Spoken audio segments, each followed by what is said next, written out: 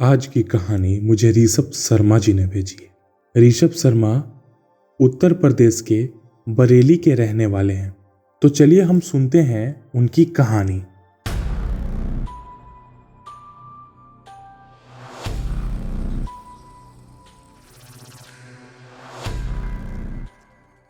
यह घटना काफी पुरानी है।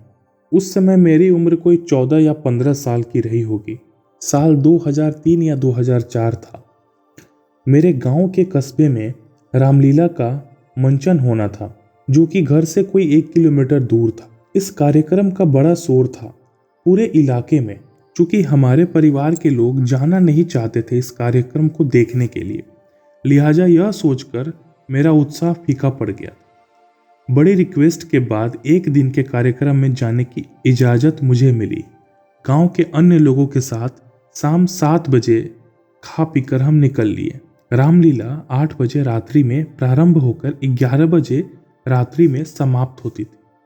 मैं गांव के हम उम्र लड़कों के झुंड में शामिल हो गया। रात के करीब 10 बजे के लगभग मुझे उबासी और नींद आने लगी। जमीन पर मोटी सी चादर जैसा कुछ बिछाया गया था। इसी पर मैं लेट गया और नींद आ गई। जब रात के 11 बजे रामलीला का मंचन समाप्त हुआ और जाने की अफरा तफरी मची, तो शोर की वजह से मैं जग गया। अब समस्या थी कि जिसके साथ आया था उनको खोजूं कैसे, क्योंकि भीड़ खड़ी होकर चलने फिरने लगी थी। मैं तत्काल नींद से जगा था, इसीलिए अधिक कुछ समझ में नहीं आया। मैंने साथ वालों को खोजना शुरू किया, लेकिन भीड़ में कोई नजर नहीं आया सिवाय अनजान चेहरों के। मुझे घर का रास्ता पता था, इसीलिए चल पड़ा, क्योंकि कुछ लोग उसी रास्ते पर जाते दिखे। मगर जो लोग मेरे गांव जाने वाले रास्ते पर आगे बढ़े, वो मुश्किल से 100 या 150 मीटर चलने के बाद अपने अपने घरों में चले गए और यहाँ से अब सुनसान अंधेरी रात वाला रास्ता शुरू हो गया। अब मेरे कदम रुक गए थे। समझ नहीं आ रहा था कि आगे बढ़ूं या पीछे लौटूं। मुझे अपनी माँ की याद आ रही थी और मैं सुबक सुबक कर रोने लगा। अचानक चट चट की आवाज़ सुनाई पड़ी मेरे पीछे से, जैसे कोई हवाई चप्पल पहने चल रहा हो। एक मौलवी जी थे। वो हमारे पास आकर रुके और बोले कि पहचाने बेटा। हम पहचान गए थे उनको। हमने कहा कि हाँ, आप हाजी साहब हैं। हाजी साहब मेरे दादाजी के परम मित्र थे और उन्होंने अपने जीवन में 2 बार हज की यात्रा की थी। हाजी साहब जब भी दादाजी से मिलने आते तो मेरे लिए काले छुहारे जरूर लाते थे। हाजी साहब बोले कि चलो, हमको भी तुम्हारे गांव ही चलना है। फिर हम उनकी उंगली पकड़े चल पड़े। लगभग 15-20 मिनट की पैदल यात्रा के दौरान उन्होंने बहुत सी बातें की जो एक बच्चे के संस्कार और उसकी भलाई के लिए उपयोगी होती है।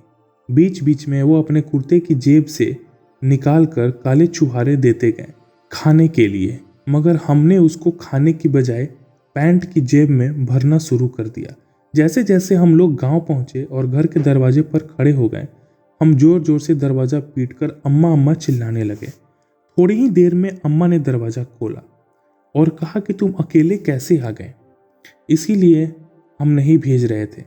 हम कहें कि हम अकेले नहीं आए हैं, हाजी साहब भी साथ में थे। अम्मा के चेहरे का रंग उड़ गया था। उन्होंने कहा कि हाजी साहब कहाँ मिल गए, तो हमने पूरा वाकया बताया और यह भी कहा कि वो घर के बाहर जो तख्त रखी है उसी पर लेटे हैं। अम्मा ने बिना कुछ कहे मुख्य द्वार अंदर से बंद किया और मुझे पूजा घर में ले गई। फिर उसी समय मुझे गंगा जल से नहला दिया। हम समझ नहीं पाए कि क्या हुआ अम्मा को, जो आधी रात को मुझे नहला रही है, वो भी गंगा जल से। उसके बाद मुझे अपने पास सुलाकर रात भर उन्होंने ओम नमः शिवाय का जाप किया था। मुझे थोड़ी देर बाद नींद आ गई और मैं सो गया था। सुबह याद आया कि हाजी साहब के दिए छुहारे तो हमने खाए नहीं थे। जब हमने उस पैंट की जेब में हाथ डाला तो दोनों जेबें फटी हुई थी। बाद में पता चला था कि हाजी साहब का इंतकाल रामलीला वाली रात के लगभग 3 साल पहले हो चुका था। तो मतलब कि उस दिन हमारे साथ हाजी साहब का भूत आया था। यह मेरे जीवन की एक सच्ची घटना है। उम्मीद करता हूँ आपको यह कहानी जरूर अच्छी लगी होगी।